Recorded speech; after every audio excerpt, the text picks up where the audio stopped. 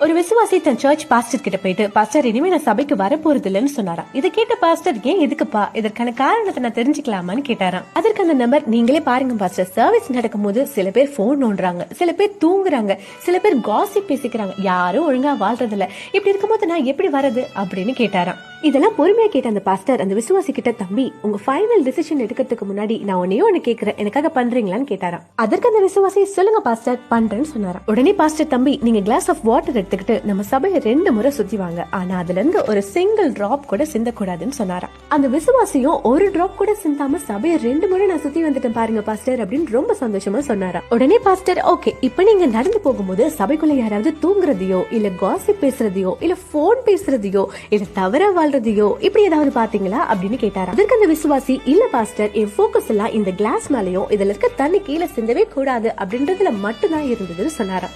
இதுல இருந்து அந்த பாஸ்டர் என்ன சொல்ல வராருன்னு உங்களுக்கே புரியும்னு நினைக்கிறேன். இப்ப நீங்க சொல்லுங்க, உங்க போக்கஸ் யார் மேல இருக்கு? மற்றவர்கள் பண்ற குறைகள் மேல இருக்கா இல்ல ஆண்டவர் மேல இருக்கா? நோய்களை குணமாக்குற ஹாஸ்பிட்டல்ல தானே நோயாளிங்க இருப்பாங்க, அப்படித்தான் எதுவும். சோ சபை குறை சொல்லாம ஆண்டவர் மேல உங்க போக்கஸ்